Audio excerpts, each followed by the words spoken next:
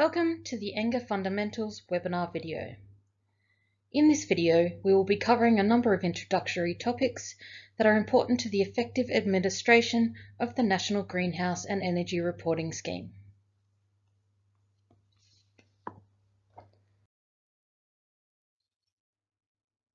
I'll start by running through some key terms that will be used throughout the session today.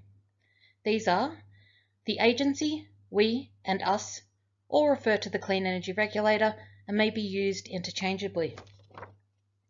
NGER refers to the National Greenhouse and Energy Reporting Scheme. NGER Act refers to the National Greenhouse and Energy Reporting Act 2007. Regulations refers to the National Greenhouse and Energy Reporting Regulations 2008. Determination refers to the National Greenhouse and Energy Reporting Measurement Determination 2008, and EERS refers to the Emissions and Energy Reporting System.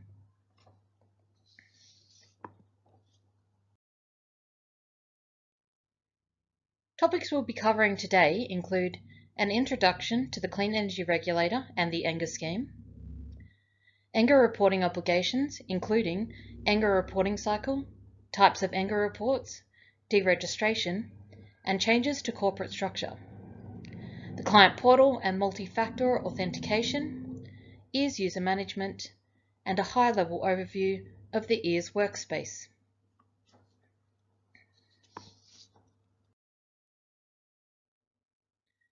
The Clean Energy Regulator was established in 2012 and is comprised of an independent statutory authority which is made up of a chair, board members, and the agency, which conducts the day-to-day administration of schemes we administer. The agency sits within the portfolio of the Department of Climate Change, Energy, Environment and Water and administers several schemes relating to emissions reduction and renewable energy. These include the NGER scheme and the Safeguard Mechanism, the Emissions Reduction Fund, the Renewable Energy Target, and the Australian National Registry of Emissions Units.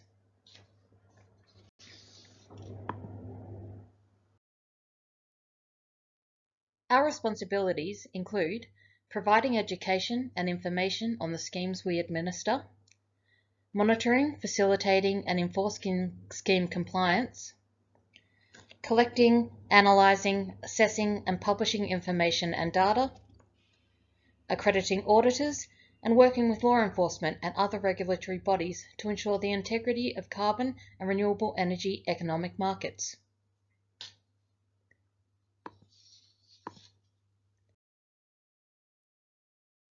The NGER scheme was established by the NGER Act in 2007 as a single national framework for reporting and sharing data on greenhouse gas emissions, energy production, energy consumption, and any other information specified under the NGER legislation. It was established to reduce regulatory burden for participants by reducing duplicate reporting under schemes for different states and territories.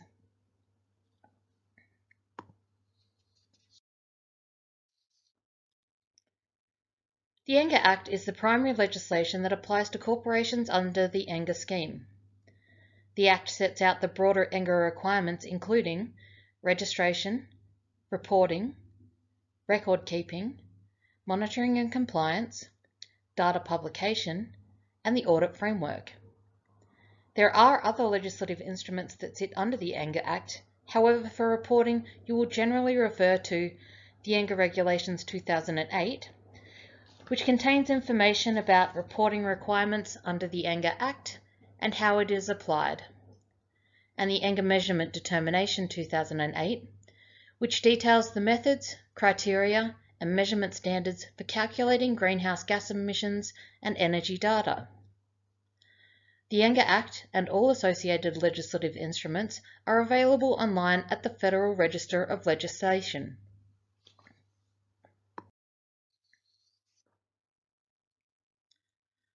Data collector under the NGER scheme is critically used to inform national, state, and territory policy programs and activities.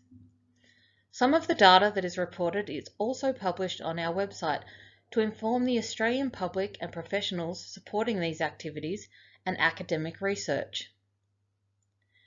NGER data also importantly contributes to other Australian government programs that are responsible for international reporting obligations. Importantly, NGER data contributes to Australia's international reporting obligations.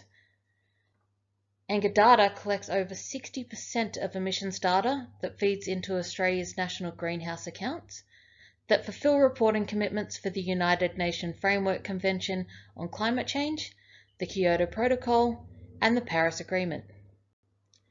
We are also responsible for collecting approximately 80% of Australia's energy data for the Australian Energy Statistics and Australian Petroleum Statistics programs that report to the International Energy Agency.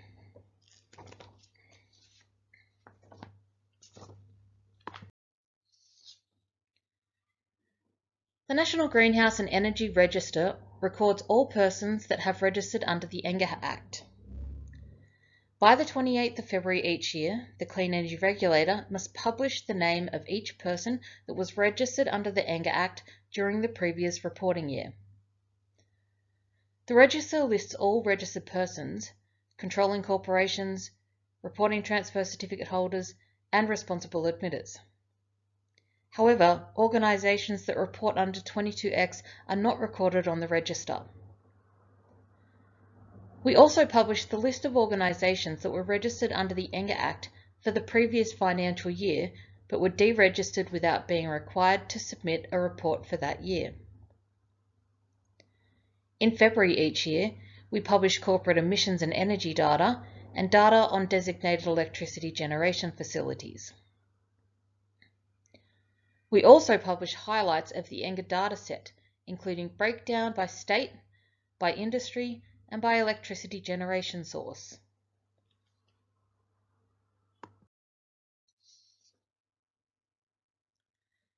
Under the NGER scheme, we only publish data about registered corporations above the publication threshold. The publication threshold determines that we publish information about registered corporations.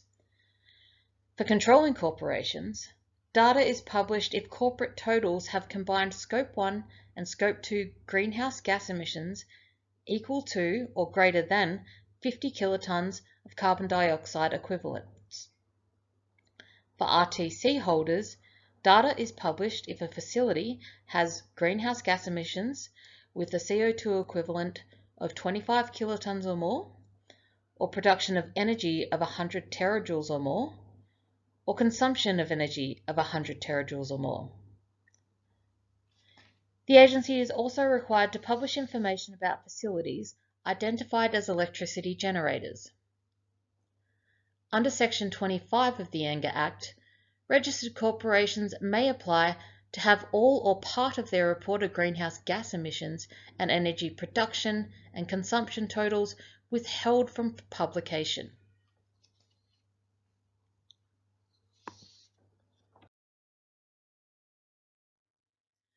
Let's run through the basic NGER reporting concepts. A registered controlling corporation is required to submit an emissions and energy report annually under Section 19 of the NGER Act. The Section 19 report contains information on Scope 1 and Scope 2 emissions, energy production, and energy consumption for facilities under its operational control, and facilities under the operational control of its group members. A controlling corporation or a group member has operational control over a facility if they have the greatest authority to introduce and implement operating policies, health and safety policies, and/or environmental policies for the facility. There are many examples of possible corporate structures and circumstances relating to operational control, and a guideline is available on our website. The majority of NGER reports are made under Section 19. However, there are other types of reports, including Section 22G and Section 22X reports.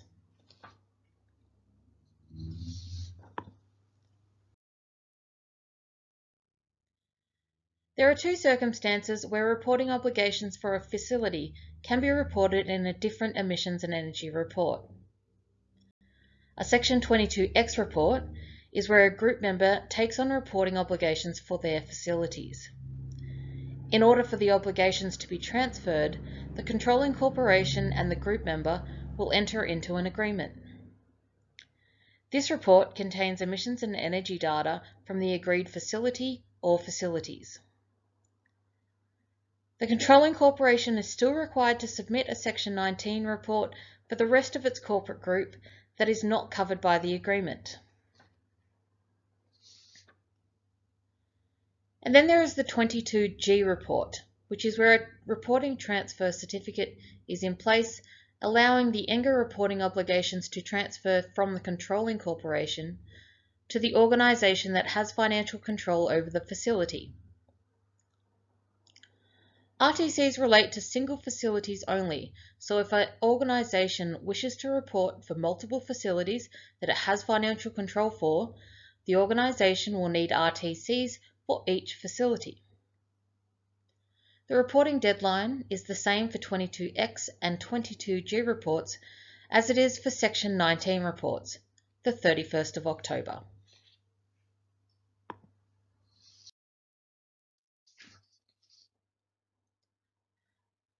The first year of reporting for an NGER scheme participant contains a few more steps than a typical reporting year.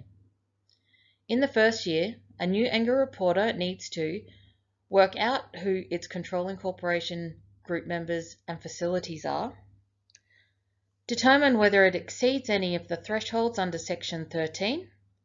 This is done by using the NGER thresholds calculator, which is available on our website under Forms and Resources. If either of the NGER thresholds are met, the corporation applies for registration of a controlling corporation under Section 12 of the Act by the 31st of August of the trigger year. When EERS opens on the 1st of July, the first thing a new or existing reporter must do is update its corporate structure. Once the corporate structure is up to date, then you can enter data into the NGER report, generate the report, and the executive officer or nominated report submitter can lodge the report. After the first year, it becomes a little more streamlined. However, it is important to maintain your corporate structure information to ensure you are reporting correctly. In some instances, part-year reporting may apply, where a facility is sold partway through the year, requiring each controlling corporation to report on the facility for the part of the year that it had operational control. There are guidelines on our website that go into more detail.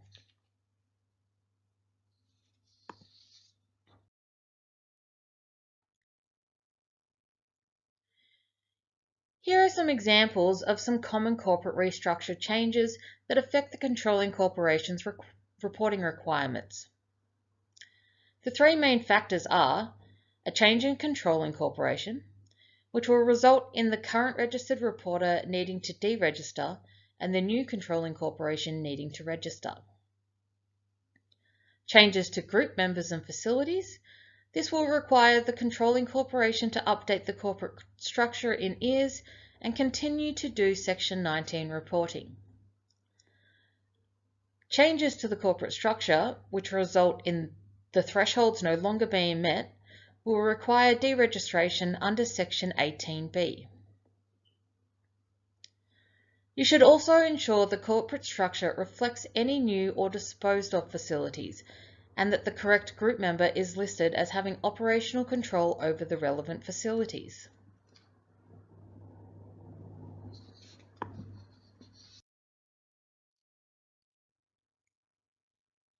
A registered reporter must report each year that they are registered until they are deregistered under Section 18B and removed from the NGER register. The NGER thresholds are used to determine if a controlling corporation no longer has reporting obligations and is eligible to be deregistered.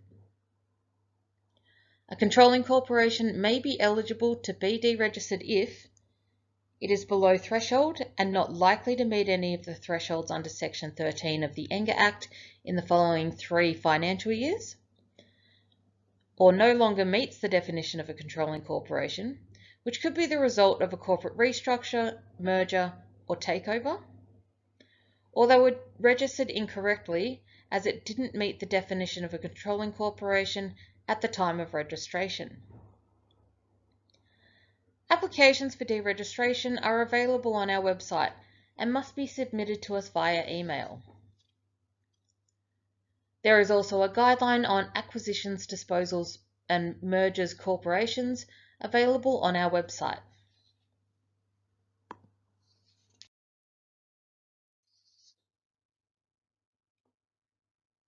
The next item we'll be covering today is the client portal. The client portal is a single sign-on system giving users access to the various schemes they are connected to with the Clean Energy Regulator.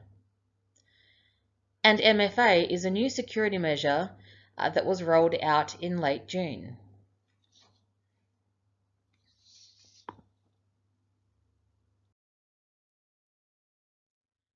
Multi-factor authentication, also known as MFA, is a security measure that requires two or more methods of authentication to grant users access to the client portal. MFA is being implemented to enhance security against identity theft and cyber attacks for our clients. It also improves the Clean Energy Regulator's resilience and security posture. As of 27th of June 2022, MFA is a mandatory login requirement for all client portal users.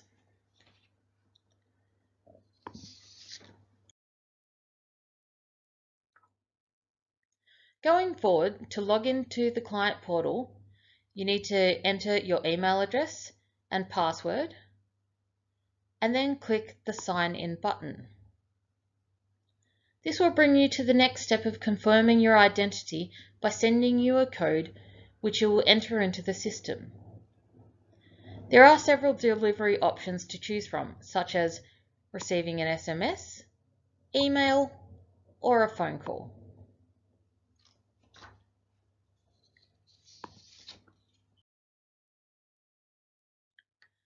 Once you have selected one of the three options, you'll be asked to verify your identity by sending the code. Enter the code into the client portal and select the Verify Code icon.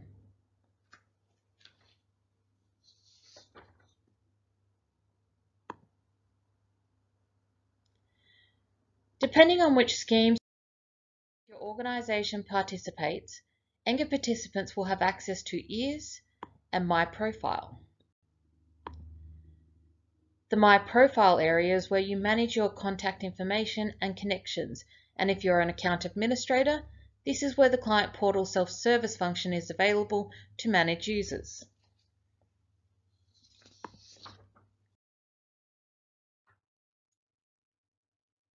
The client portal self-service function allows organizations to manage their own user permissions and access to their organization's EERS account. Anyone with an organization administrator role can update user permissions for the organizations that they manage.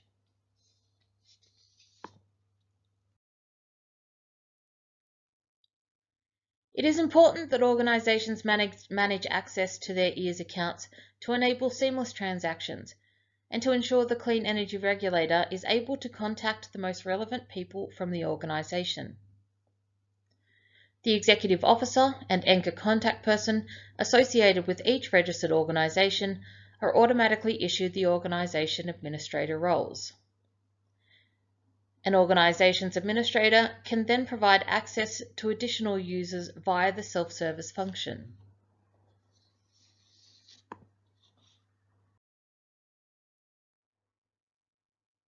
If both the Executive Officer and NGER contact person have left the organization, and there are no other users with the organization administrator role, the new NGER contact person will need to submit an addition of a new contact person form, which is available on our website. Once the form has been processed, the new contact person can then add new users accordingly. It is beneficial for organizations to have multiple executive officers to enable seamless transactions during the reporting season.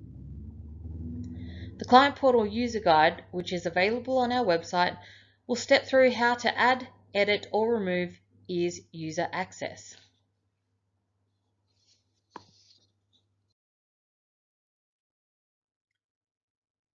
It is important to note that EERS user permissions are determined by the role they are assigned. We have updated the Client Portal User Guide, which now includes a summary table of EERS user access roles. At the very least, each organisation must have an NGER contact person and NGER executive officer. However, there are also several optional roles that can be assigned, which provides organisations with greater flexibility for user access.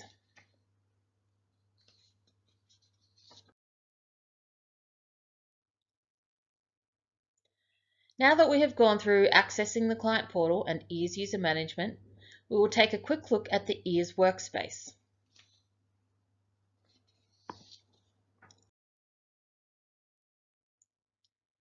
To access EERS in the Client Portal, click on the National Greenhouse and Energy Reporting tab, and then select the Emissions and Energy Reporting System, EERS, which will take you to your EERS landing page. Once on this page, you can access your EERS Workspace for the current year. You will need to select the organisation from the drop-down list, and then select 2021-22 reporting period. Also within EERS, on the left side panel, we post announcements such as identified issues with the system and how to resolve them.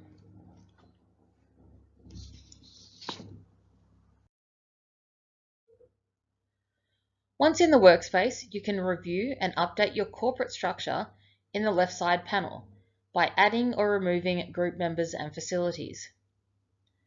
You must ensure facilities are set up as being under the operational control of the correct group member. Whilst you are in the reporting screens, you will be able to see the organisation's account and the financial year in the top right-hand corner.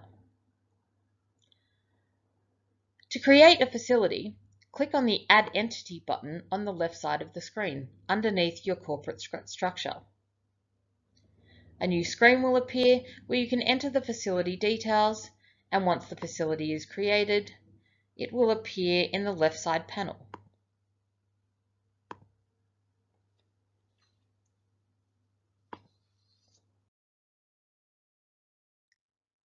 You can also edit information for an existing facility. To do this, select the facility from the corporate structure on the left side of the screen, and then click on the Edit Details button at the top right of the screen. The facility detail page will appear and include information previously entered, such as the facility name and parent entity, and other information required for the facility. Importantly on this screen is the Entity Status field, which will be automatically set to reporting. This means that the facility will appear in your report. If you have a facility that you do not want to appear in your report for a particular reporting period, but you don't want to remove it from your corporate structure, you can set this field to not reporting. Note that any activity data you enter against a facility that is set to not reporting will not appear in the final report. When you have a facility selected, you also have the option to remove it from your corporate structure. However, you should only remove a facility when it is no longer required, such as due to a sale or being shut down. But if you are unsure, you can just set it to not reporting. You will be asked to indicate whether the facility is the subject of a Section 22X agreement. For most facilities, the answer is no. You should only select yes if you have submitted a Section 22 agreement to the Clean Energy Regulator and received confirmation that the agreement is in place. You can also move facilities around if there has been a corporate restructure, or if it was set up incorrectly by changing the parent entity.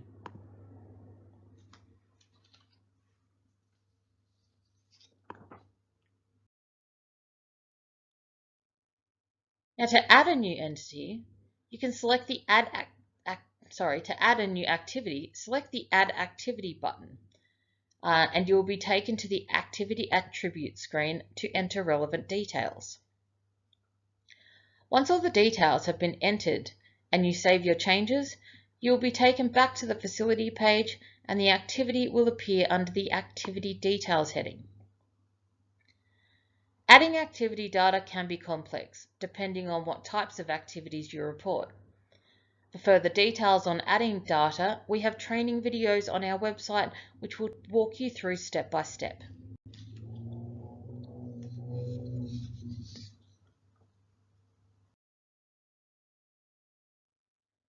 Once all your facility and activity data is drafted, the next screen in the process is the Validation tab. This screen may display one or more error warnings resulting from your data, and they will need to be addressed, otherwise you will not be able to submit your report. Each warning will contain a link that will take you to the relevant facility page so that you can make the required corrections. Once you have addressed the source of the warnings, you can return to the next step, which is the Reports page.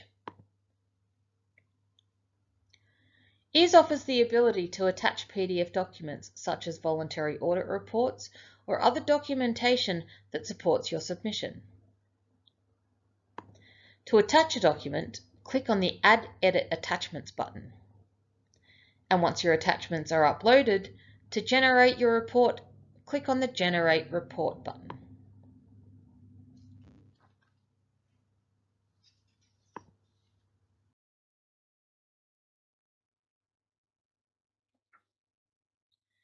Now that you have generated, reviewed, and saved or printed your report, it needs to be submitted. To submit the report to us, click on the Submit Report button on the top right of your report. If the Submit button is grayed out, this means you do not have the correct access to submit the report. You will only see the Submit Report button if you're an executive officer or nominated report submitter for your organization. A person that is assigned the executive officer role must meet the definition of an executive officer as defined in Section 7 of the NGER Act. An executive officer is defined as a director, chief executive officer, chief financial officer, or secretary, for example, a company secretary. Once your report is submitted, it will appear under the Submitter Reports on the report screen. Once it is submitted, it will be locked and no further changes can be made, and you can print a version by selecting the Action button. The Action button is also where you will find the submission receipt. If you identify an issue with your report after it is lodged, you will have to contact the Clean Energy Regulator before the deadline and request that the workspace be reopened. The request must be made in writing and clearly identify the organisation, workspace that needs to be reopened, and should come from the contact person for that organisation.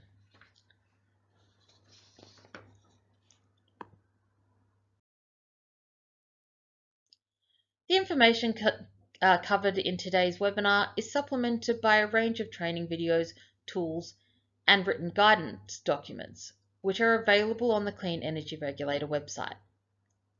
These training videos will cover today's topics in greater detail, as well as providing technical information relating to EERS data entry.